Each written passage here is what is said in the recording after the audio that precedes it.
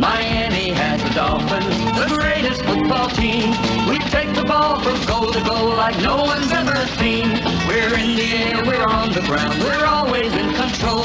And when you say Miami, you're talking Super Bowl, 'cause we're the Miami Dolphins. Miami Dolphins, Miami Dolphins #1. Yes, we're the Miami Dolphins. Miami Dolphins, Miami Dolphins #1. Welcome back, Fins family. Did you miss me? I missed you. Yeah, Fins in the Sea took a little break away for a while. Really just tying into what I said to all you guys at the beginning of the season, which is I'm trying to maintain my level of enthusiasm. Since Tua's return, my enthusiasm's ramped up a little bit, and maybe I don't want to put that on tape just yet. So I've been kind of stepping back, letting the Dolphins fall into where they are, but game coming up this week, man, no way this can go by without having a breakdown, without having some feedback, without having just a take on this. If you ask me, there's no bigger game in lucky week number 13 than the Miami Dolphins traveling to the San Francisco 49ers. So many storylines, man. A lot of coming home. Jeff Wilson just recently traded from San Francisco, coming over to Miami. Wes Welker was a wide receivers coach there, wide receiver coach here. Yeah, of course, the obvious. Mike McDaniel, the student, going back to take on the teacher. And so there's just a lot of great storylines, even if this wasn't between two of the teams that are considered to be the top in each of their division. San Francisco is playing great ball right now, 4-1 over their last 5. Of course, Miami 5-0 since Tua returned. And really teams that are winning different ways. Let's put it that way, okay? Coming into Sunday, we're going to be looking at the, irresistible force versus the immovable object. You've got the Miami Dolphins, who are the third-ranked offensive unit in the National Football League, going up against the #1 defensive unit in the National Football League. So over the last 5 games, San Francisco, where they've been 4-1, have given up an average of 16.8 points per game. It's the lowest in the league. They have #1 scoring defense, getting great pressure. I'll make an argument on how that number can be skewed to where it is as well, but we'll get there. On the flip side of that, since Tua's come back full-time with the Miami Dolphins, they're averaging over 30 points a game. So you've got an offense averaging over 30, a defense only giving up 16. That's going to be your matchup. That's where it's going to come down to. But quietly, underneath all of this, the Miami Dolphins defense has started to come around. We're starting to see more and more signs. Ever since the Bradley Chubb, right? Bradley Chubb coming over, and he played on the short week against the Bears, but the last 2 games where he's been fully integrated into the defense, you've got teams that have given, a total of 297 yards to the Cleveland Browns, a total of 210 to the Houston Texans. Arguments can be made. Houston's offense is anemic. Most of their stuff was in the second half once Miami took their foot off the gas, so to speak. But really, it's been controlling the rushing yards. 2 of the smallest totals that we've given up. Cleveland, who is predominantly a rushing offense, only giving up 112 yards to them. Ever since that Chicago game when Justin Fields embarrassed us, Justin busted off 178 yards on his own for, 368 of 252 on the ground. 178 of that was Justin.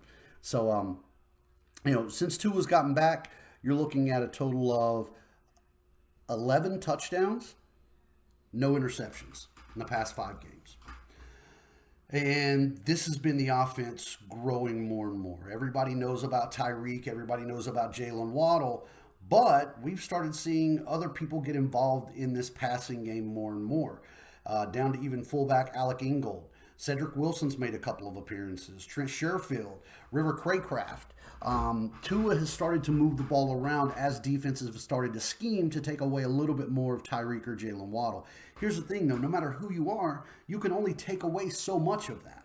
Those quick slants and this offense set up to the timing of what Tua does so well, matching to what the receiver skill set is, it's almost impossible to stop.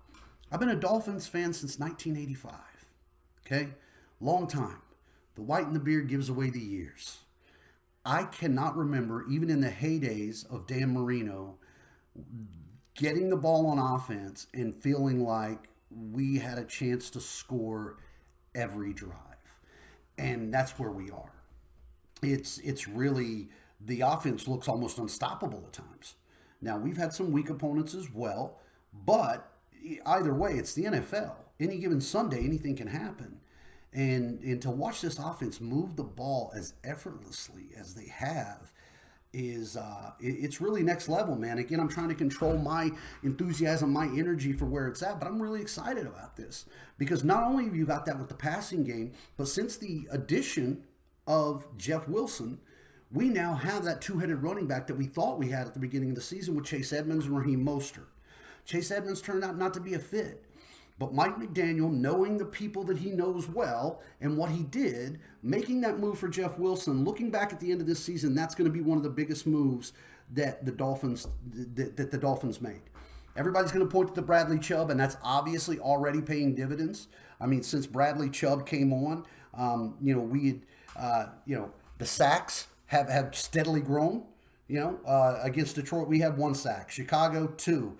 Going to Cleveland, 3. Houston, 5. Now, all of a sudden, you're seeing Chubb get pressure, which is starting to free up more with Melvin Ingram, Jalen Phillips. Those guys are coming on, playing the role that we've needed them to play all year. So, secondary's still banged up, but it's the trade, right? How do you do this? How do you make up for a beat-up secondary? You get pressure on the quarterback. Now, on the flip side of that, the offensive line has been playing great. Really holding back. I mean, up until last week, the second half, going into the second half of the Texans game, where, we ended up giving up 4 sacks. That's a concern, and here's why that's a concern. Because we already know now Austin Jackson's out for the game on Sunday. So we're down 1 tackle. Even though he participated at the end of the week, Teron Armstead is doubtful for the game with a pec injury. When Armstead and Jackson were out against Houston, we saw what started to happen. The pocket collapsed fast. And you're looking at a guy, Tua, who hadn't been sacked in 2 games, all of a sudden couldn't keep people out of his face, and that's from Houston. Well, look, Dolphins, Houston's pass rush is nothing compared to what San Francisco brings.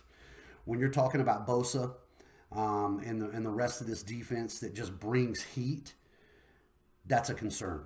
So it's going to be interesting to see how McDaniel tries to attack that. I think you've got to get the run game more involved. Again, you've got to keep Jeff Wilson going. You've got to keep Raheem Mostert moving. Both those guys, again, they're homecoming. They've got something to play for. And going back with McDaniel. And, this is the start of a heck of a... This is going to be the litmus test for this Miami Dolphins team. I feel like almost all year, the idea with Miami has been people are either extremely high on them or extremely low on them, right? We come through the first, win the first few games, beat Buffalo. They're just next level, world beaters. And then we lose to Cincinnati. We lose to the Jets. We lose to Minnesota. And then everybody, oh no, they're just flawed team, fell apart. Tua comes back. Now we start winning again, but it's against lesser opponents. So everybody seems to have this knee jerk. They either push them way up or pull them way back. Well, here's the deal. We're going to find out over these next 4 weeks if we're ready for playoff football, plain and simple. Starting this week with San Francisco and then going to L.A. to face the Chargers and Justin Herbert, the what could have been the following week, which, dude, say what you will about the Dolphins season. What does it say that a Miami Dolphins game got flexed to primetime? Unheard of. So I like that McDaniel's going to keep everybody out on the coast, right? Let's keep this wrapped up. Let's stay out there. And not so much about time differences. Here's what I like about it. What I like about it is when you travel as a team, the distractions of home are away from you, okay? And I mean that in a look, distraction, it is what it is. It's family, it's friends, it's all your personal stuff. your entourage of whoever you are with players. When you're on the road and you travel together, you're forced to spend time together. You're forced to come together. At this point in the season, going into these games, rolling the way that we are, I think it is absolutely ingenious to get this team on the road for a week. This is that time for them to spend more time together. This is that time for not just in the playbooks, but outside of that. Because every great team that's won these Super Bowls and they make these long runs, man, look at them. Look at the Bengals last year. It was a group of people coming together as one and pushing toward this goal. It cannot hurt for the chemistry of this team to get them together. And, stuff flies so far under the radar that people don't talk about.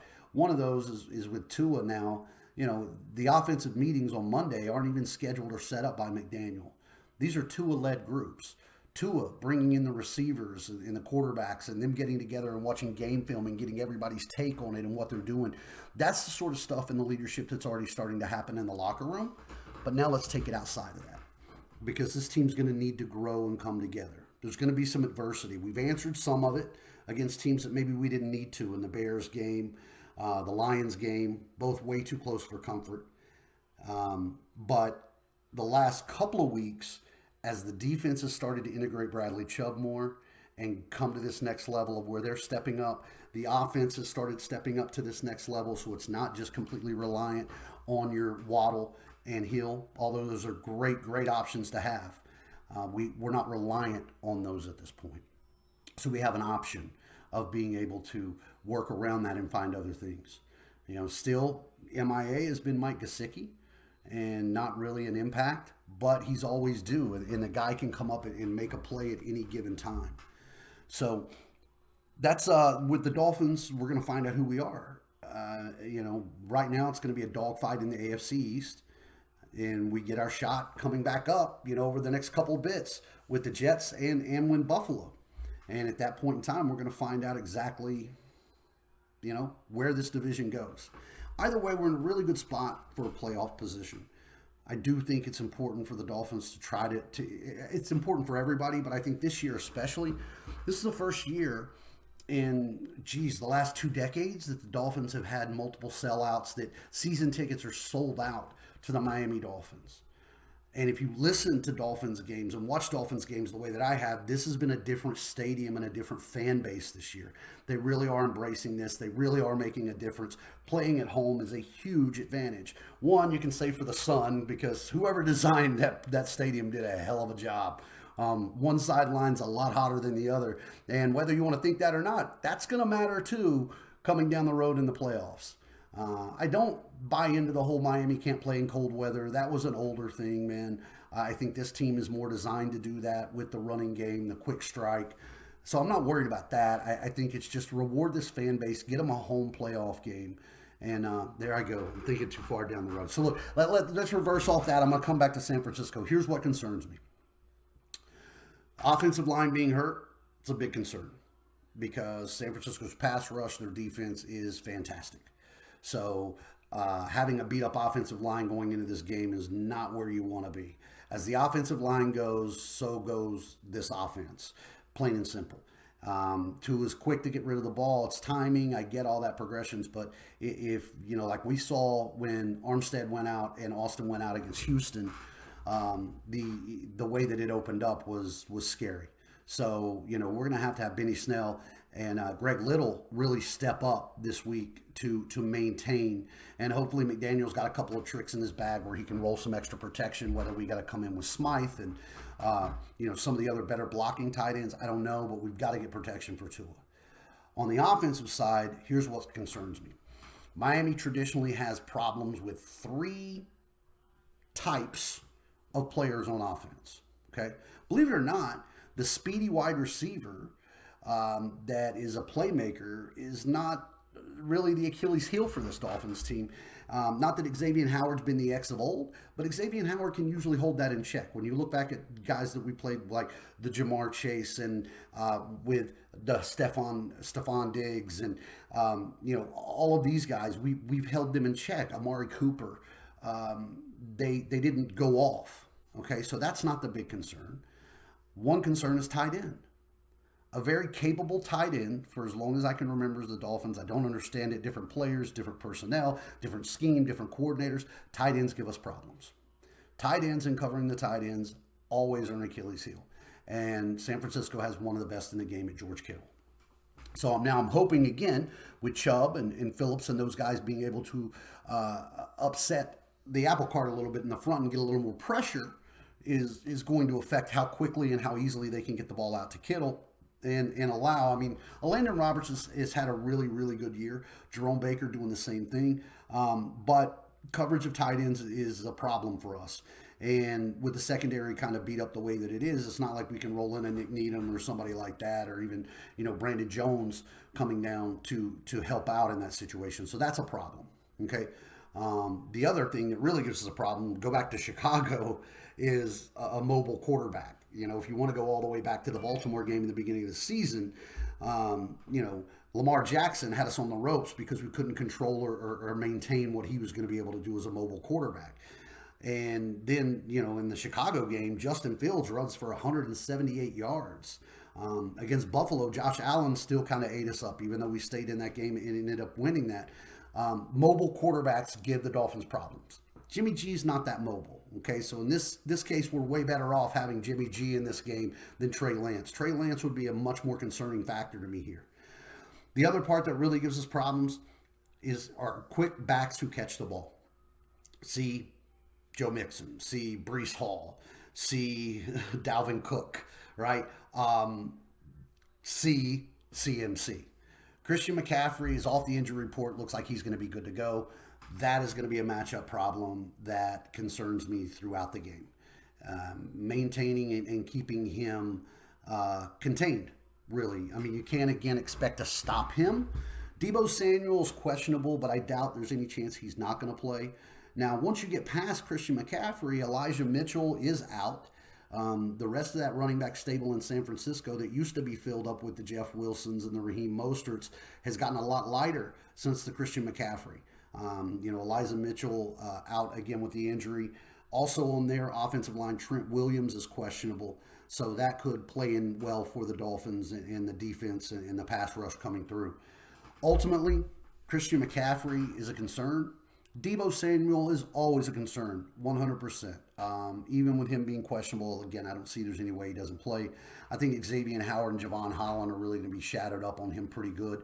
Brandon Ayuk, I mean, look, San Francisco is talented. This really kind of is almost the yin and the yang, the AFC, NFC version of almost the same team.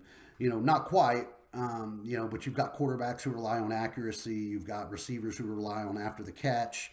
You've got defenses that are coming on and playing more solid. So it's going to be a very interesting matchup. And it's going to give us a really, really good idea of where we stand this late in the season. So personally, I still feel pretty good about this. The offensive line being down is a concern. That's worrying. But knowing that McDaniels can scheme around this. He knows weaknesses, he knows strengths, and we can hopefully play around that. The bigger part of this is going to be, I don't think that the Dolphins are going to come out and put up 30. I don't. Not against this defense, not with the injuries on the offensive line. But that's okay, because I don't think we need to score 30. What's really going to be crucial here is the defense and how they play. How does the defense stack up? How is the defense going to hold San Francisco? And I think that you've got to get pressure. You've got to get pressure like you have against Cleveland, like you have against Houston. You've got to get in Jimmy G's face, right? Jimmy G over the last 5 games, you're still looking at their 9 touchdowns, 1 interception. So they're not turning the ball over much. They really are, outside of the Kansas City Chiefs game. And I think that's where I'm looking at this one more or less, right? The Kansas City Chiefs 5 weeks ago stepped up and they beat the 49ers. It was their last loss, 44-23. In that game, they gave up 529 yards of offense, 417 through the air, 112 on the ground. They turned the ball over 3 times.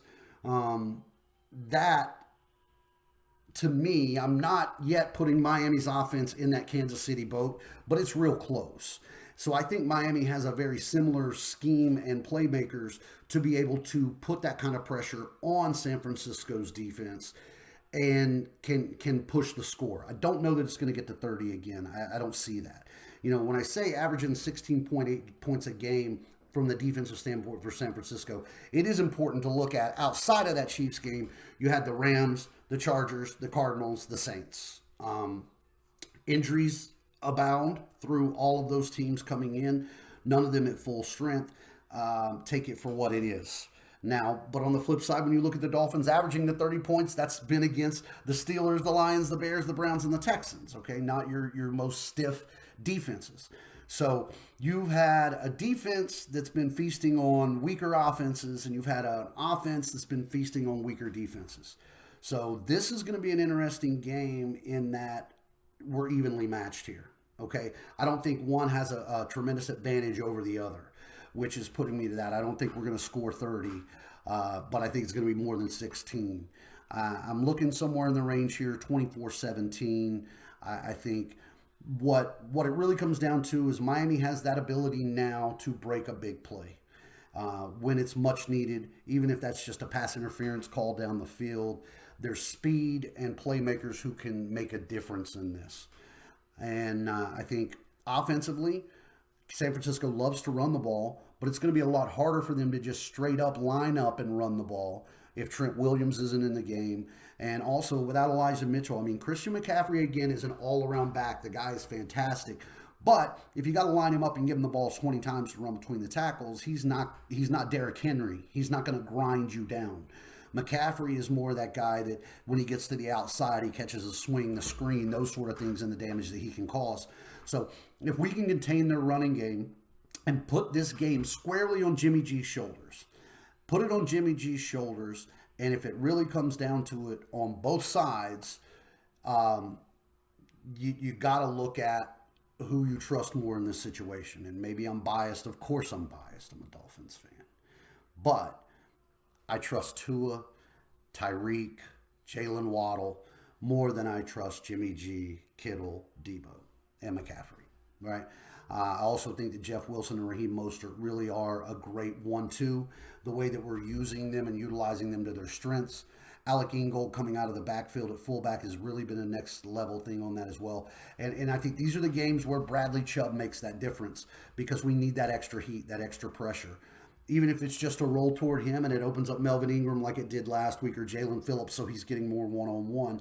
Getting that pressure and putting this game squarely on Jimmy G's shoulders, I think that's where the Dolphins find their path to victory. So, it's going to be a great game. It's not going to be one of those layback, easy ones. The last couple of weeks with the Browns and the Texans, the Dolphins handled business. The good news about that is, though, if you look at the 2 weeks before that, the Lions and the Bears, we didn't really handle business. We won, but we didn't handle business. We didn't play to the talent disparity that we should have. The last 2 weeks we have. Against the Cleveland Browns, against the Texans, we have played to what that talent gap is. And I think this Dolphins team is ready to continue on this run moving forward. This West Coast swing is going to be a big one. It's going to be a telltale. But I think San Francisco, I've said this, if you watched our FL teams live for power rankings or anything else, then you know how I feel. I don't know what it is, but San Francisco, I just don't buy them. I haven't bought them. I didn't buy them last year. I didn't buy them the year before. And I understand that they keep being at the top of the division. I mean, they're still one of the best teams in the NFC and people's little darling to make a run. And I don't know. I don't know what it is, man. I can objectively look at other teams and I can appreciate what they are. Like, I look at the Eagles and I see how great that the Eagles look this year. I look at the Vikings and see that offense. I can look at, Kansas City, of course, Buffalo, all of these teams, and I recognize where they fit. Tennessee. San Francisco just doesn't hit for me, man. I don't understand it. It doesn't say I'm taking them lightly. Again, you've always heard me throw this one back to you are who you are. You are what your record says you are right now. And right now they're one of the best teams in the NFC. Just because I'm not buying in full-heartedly doesn't mean it ain't right. So I think this is going to be, again, a great game to show where both these teams sit. And preparing for this stretch run coming up on, where this season is going to ultimately end up. So for me, I think the Dolphins win a hard-fought victory. I'm really excited about the situation, the way it's going. So far this year, when Tua starts and finishes the game, Dolphins are undefeated. I think Tua has proven a lot of doubters wrong. A lot of that has to do with the way that this offense has been set up to succeed for his skill set. On the same note of that, I think San Francisco is playing really well. And it really is going to be interesting to see these teams. Like I said, the very talented San Francisco defense has played subpar offenses the last 4 weeks, right? The one not subpar offense they played, the Chiefs put 44 on them. The above average Miami Dolphins offense has been playing subpar defenses. Well, this week everything comes back to a level playing field.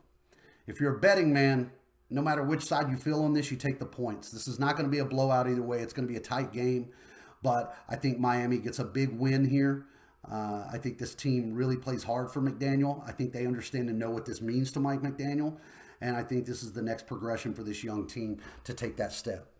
So with that being said, it's Jeremiah Hensley joining you all, your favorite amphibian in a pod of dolphins, right? JFrog817 on all your socials. Check it out. Try to on Sundays during the Dolphins game. Give a little TikToks here and there, little updates and interviews on where I feel and recaps. Make sure you're going to check out FL Teams. FLTeams.com is in full swing. We got some really cool new things coming through. You're going to hear about, as we talked about a little bit on the power rankings. Every Wednesday night is FL Teams Live. Myself, Jeff Macalino, usually Young Goat Isaac will jump in and join us. So with that being said, man, Jeremiah Hensley, missed you all. Hopefully it won't be so long before we see each other again. It's going to be a heck of a game at 4 o'clock. Fins up.